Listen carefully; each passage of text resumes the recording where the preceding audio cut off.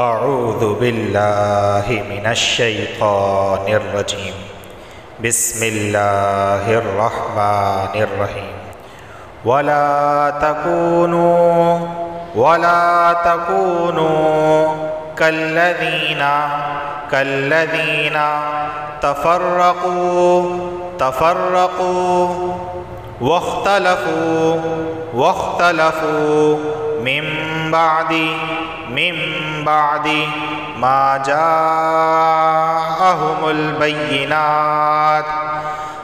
جاءهم البینات وأولئک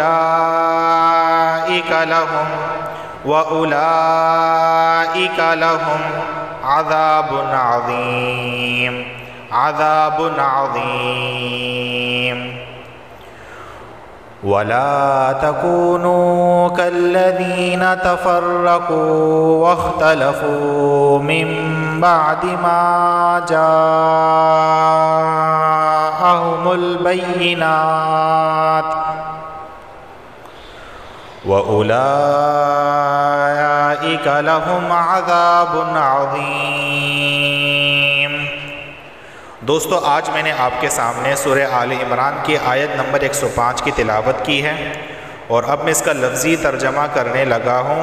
واو مانے اور، لا تکونو نہ ہو تم، کاف مانے جیسے، الذین وہ جو، تفرقوا بٹ گئے، واختلفوا اور انہوں نے اختلاف کیا، من مانے سے، بعد مانے بعد، ما مانے جو، جاء مانے آئی، ہم مانے ان تک، البینات دلیل ہے، وَأُولَئِكَ اور وہ لوگ، لہم ان کے لیے، عذاب عذاب عظیم بڑا، ان کے لیے بڑا عذاب ہے۔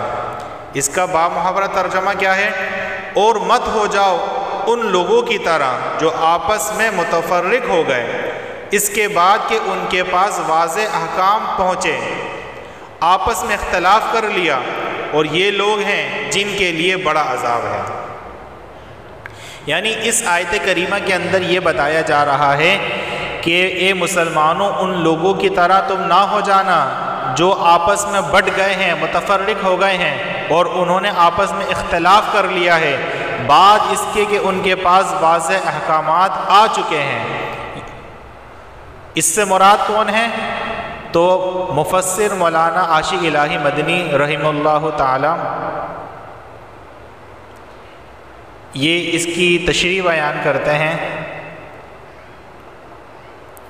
کہ یہود و نصارہ اس سے مراد ہیں کہ ان لوگوں نے تفریق کر ڈالی تھی اور آپس میں اختلاف کیا تھا بعد اس کے کہ ان کے پاس احکامات تورات اور انجیل کی صورت میں آ چکے تھے، اپنا اپنا انہوں نے الگ الگ، یعنی کہ عیسائیت کے اندر بھی 3 گروپ بن گئے تھے، اور مسلمانوں کے اندر بھی یہی آپ کو دیکھنے میں ملے گا کہ بہت سارے ایسے فرقے گزرے ہیں جنہوں نے آپس میں مسلمانوں کے درمیان پھوٹ ڈال دی، اختلاف کر بیٹھے۔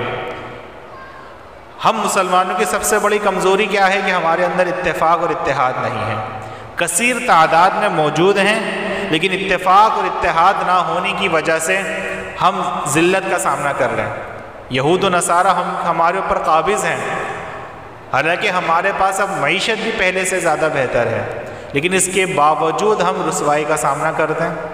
اس کی وجہ یہی ہے کہ ان یہود و نصارہ نے ہمارے درمیان اختلافات کو پیدا کر دیا ہے۔ اب دیکھیں نا، سعودیہ سے ایران کی نہیں بنتی، اور سعودیہ سے افغانستان کی نہیں بنتی، اسی طرح مختلف اسلامی ممالک ہیں ان کی آپس میں نہیں بنتی، ترکی سعودیہ کی نہیں بنتی، حالانکہ دونوں ہی اسلامی ملک ہیں، دونوں کے اندر ہی اللہ رسول کی تعلیمات کو فروغ دیا جاتا ہے، لیکن اس کے باوجود پاکستان بنگلہ دیش کی مثال ہی لے لیجئے، ان کی آپس میں نہیں بنتی۔ تو یہ جو اختلافات مسلمانوں میں آ چکے ہیں ملکوں کے اعتبار سے، فرقوں کے اعتبار سے، یہی وجہ ہے کہ ہم لوگ ذلت اور رسوائی کا سامنا کر رہے ہیں۔ تو اس آیت کریمہ کے اندر ہم سب اس کے مخاطب ہیں کہ اے مسلمانوں، آپس میں متفرق نہ ہو جاؤ اور اختلاف نہ کرو بعد اس کے کہ تمہارے پاس واضح احکامات آ چکے ہیں۔ وَأُولَئِكَ لَهُمْ عَذَابٌ عَظِيمٌ، اور ایسے لوگوں کے لیے بڑا عذاب ہے۔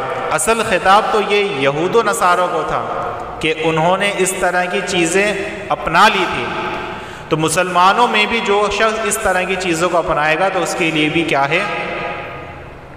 بڑا عذاب ہے۔ تو اللہ رب العزت ہم سب کو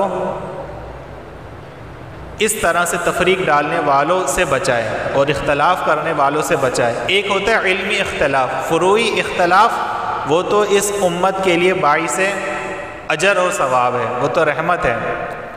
لیکن ایک ہوتا ہے عقیدے کے اعتبار سے اختلاف ہو جائے، عقیدہ جس بندے کا خراب ہو جائے نا تو پھر اس کے لیے بڑے ہی مسائل ہو جاتے ہیں۔ تو انسان کا عقیدہ خراب نہیں ہونا چاہیے۔